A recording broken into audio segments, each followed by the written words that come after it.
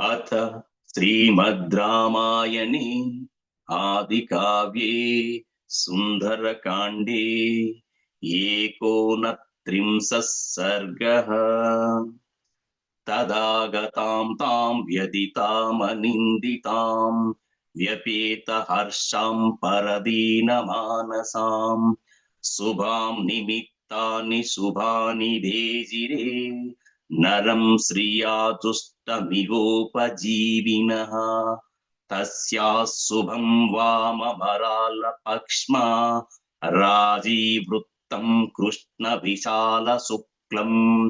प्रास्पन्दतैकं नयनं सुकेस्या मीनाहतं पद्ममिवाभिताम्रम् भुजच्चचार्वं चीतपीनवृत्तः पार्याब्धकालागरुचन्दनार्हाः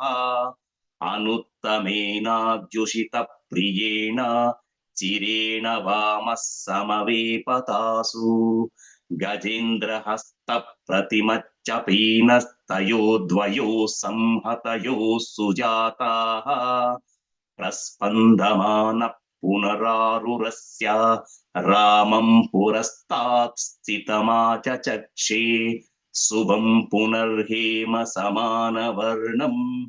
ईषद्रजोद्वस्तमिवामलक्ष्याः वासस्थिताया शिखराग्रगदा च किञ्चित् परिस्रंसतचारुगात्र्याः एतैर्निमित्तैरपरैश्च शुभ्रुः सम्बोधिता प्रागपि साधु सिद्धैः वातातपक्लान्तमिव प्रणष्टम् वर्षेण बीजं प्रति सञ्जहर्ष तस्यां पुनर्बिम्बफलाधरोष्टं स्वक्षिभ्रुकेशान्तमरालपक्ष्मा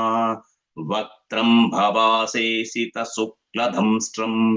राहोर्मुखाच्चन्द्र इव प्रमुक्तः सावीतशोकाव्यपनीततन्द्री शान्तज्वरा हर्षविवृद्धसत्त्वा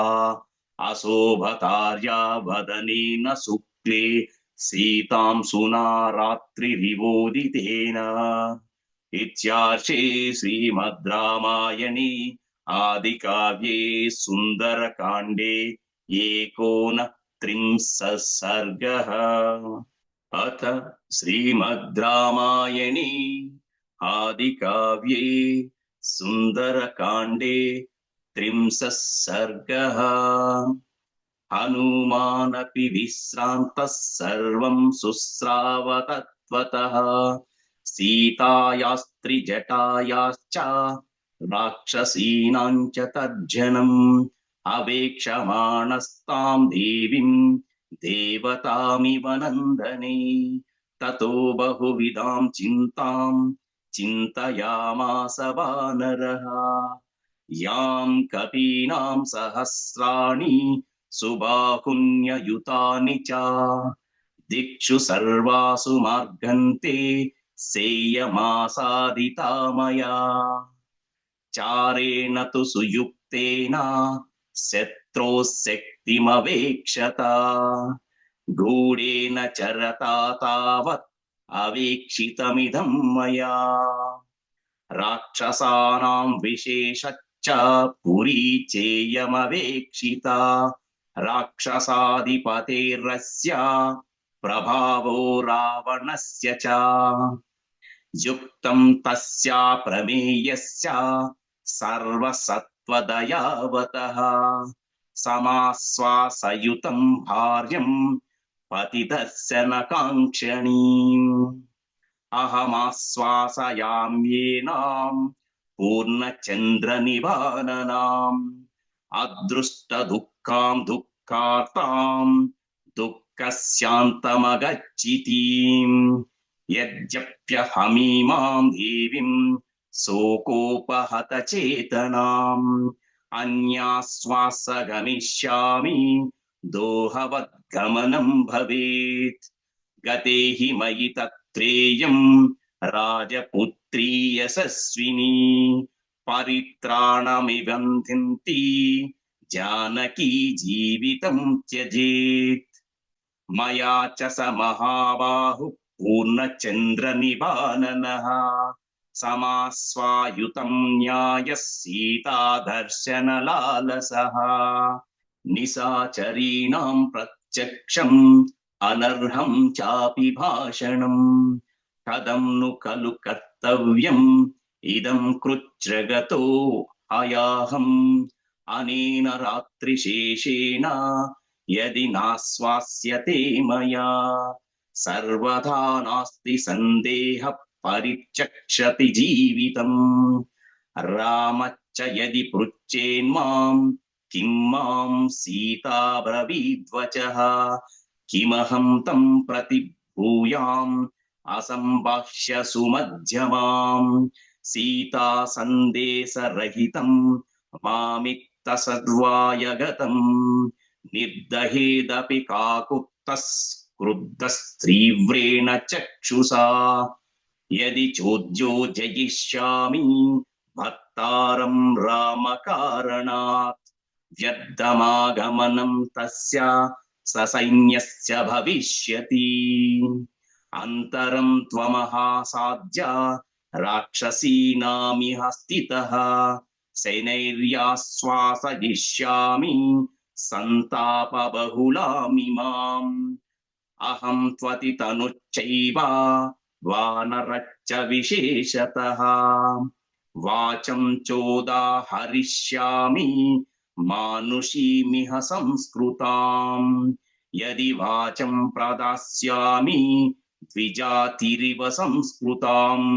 రావణం మన్యమానామాం సీతా భీతా భవిష్యతి వానరస్య విశేషేణ కథం స్యాదభిభాషణం అవశ్యమేవ వక్తవ్యం మానుషం వాక్యమద్ధవత్ మయా సాంత్వయుతం సఖ్యా నాణ్యతేయమనిందితా సేయమాలోక్య మే రూపం జానకీ భాషితం తదా రక్షో విస్త్రాస్థితా పూర్వం భయాస్త్రాసం గమిష్యతి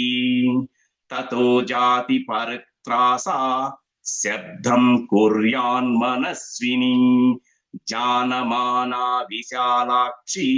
రావణం కామరూపిణం సీతయా చాకృతే శబ్దే సహసా రాక్షసీ గణః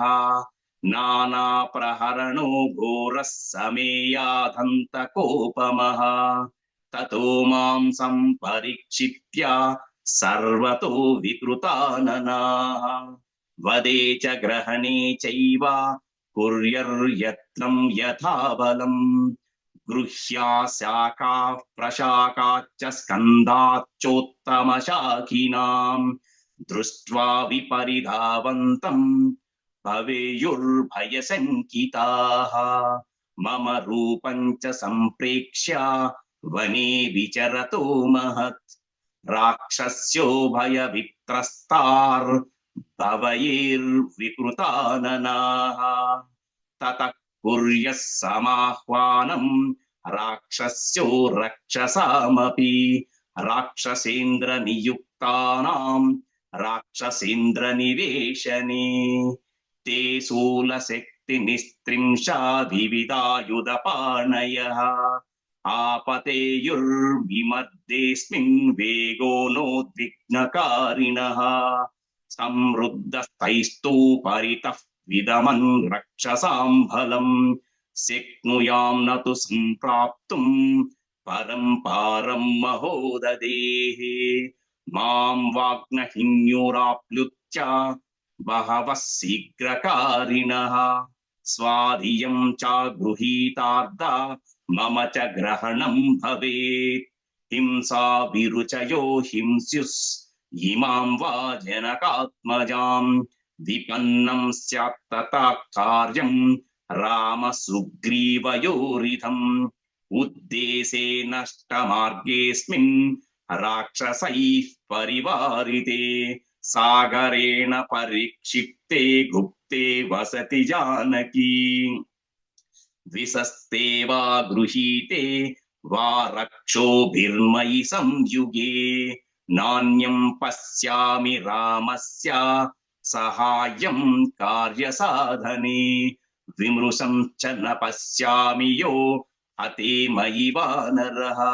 శతయోజన విస్తీర్ణం లంఘయేత మహోదధిం కామం హంతుం సమర్థోస్మి సహస్రాణ్యపి రక్షసాం నతు సక్ష్యామి సంప్రాప్తుం పరం పారం మహోదదే అసత్యాని చ యుద్ధాని సంశయో మే న రోచతే కచ్చ నిస్సంశయం కార్యం కుర్యాత్ ప్రాజ్ఞః ససంశయం ప్రాణత్యాగచ్చ వైదేశ్య భవేదన విభాషణే ఏష దోషో మహాన్ హిస్యాత్మమ సీతాభిభాషణే భూతాశ్చాద్ద వినశ్యంతి దేశకాల విరోధితాః విక్లంభం దూతమాసాద్య తమః సూర్యోదయే యథా అర్థానర్థాంతరే బుద్ధిర్ నిశ్చితాపి న శోభతే ఘాతయంతి హి కార్యాణి ధూతా పండితమానినః న వినశ్యేత్ కథం కార్యం వైక్లవ్యం న కథం భవేత్ లంఘనం చ సముద్రస్య కథం ను న వృథా భవేత్ కథం ను ఖలు వాక్యం మే శృణుయాన్నో ద్విజతే తవ ఇతి సంచింత్య హనుమాన్ చకారమతిమాన్మతిం రామమక్లిష్టకర్మాణం స్వబంధుమనుకీర్తయన్ నైనాముద్వేజయిష్యామి తద్బంధుగతమానసం ఇక్ష్వాకుణాం వరిష్ఠస్య రామస్య విదితాత్మనః శుభాని ధర్మయుక్తాని వచనాని సమర్పయన్ శ్రావయిష్యామి సర్వాణి మధురాం ప్రబ్రువన్ గిరం శ్రద్ధాస్యతి యథా హీయం తథా సర్వం సమాధతే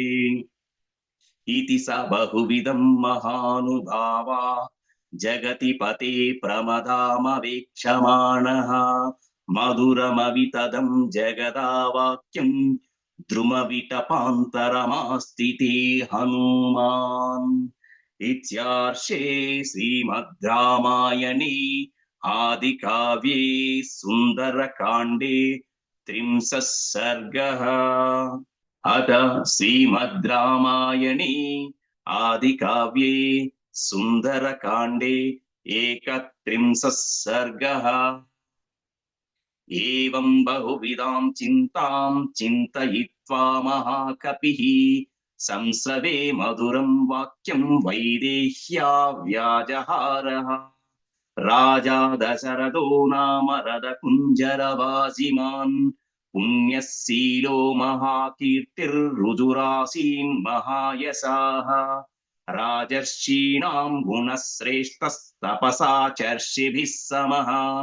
चक्रवर्ति कुले जाता पुरन्दर समो भले अहिंसारतिरक्षः क्रुद्धो गृणी सत्यपराक्रमः मुख्याच्चेक्ष्वाकुवंशस्य लक्ष्मीवान् लक्ष्मीवर्धनः पार्थिवव्यजनैर्युक्तः पृथुश्रीः पार्थिवर्षभः पृथिव्यां चतुरन्तायां विस्तृतः सुखदुःसुखी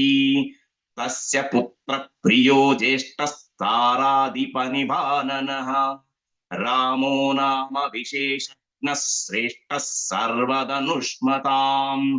रक्षिता स्वस्य धर्मस्य स्वजनस्य च रक्षिता रक्षिता जीवलोकस्य धर्मस्य च परन्तपः तस्य सत्याभिसन्धस्य वृद्धस्य वचनात् पितुः सभाजः सहा च भ्रात्रा वीरप्रव्राजितो वनम् तेन तत्र महारण्ये मृगयां परिधावता राक्षसा निहता सूरा बहुवा कामरूपिणः जनस्थानवदं श्रुत्वा हतौ च करदूषणौ ततस्त्वमर्षा प्रहृता जानकी रावणेन तु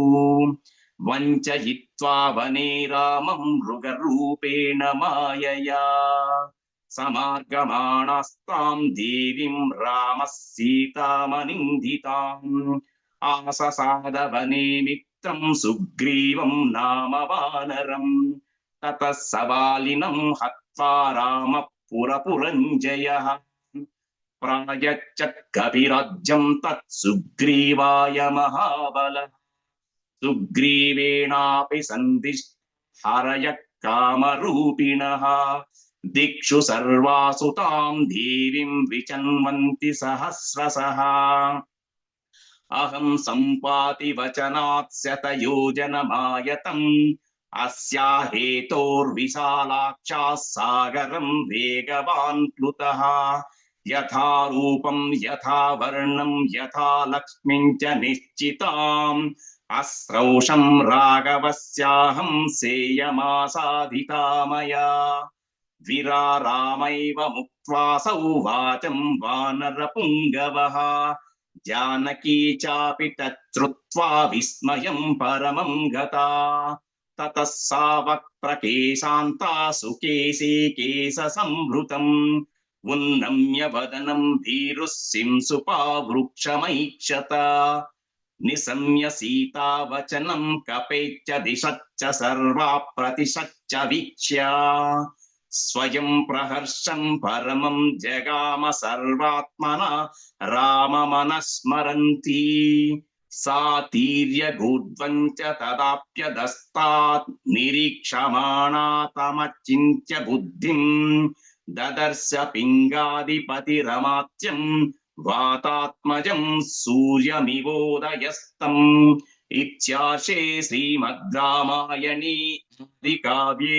सुन्दरकाण्डे 31 सर्गः।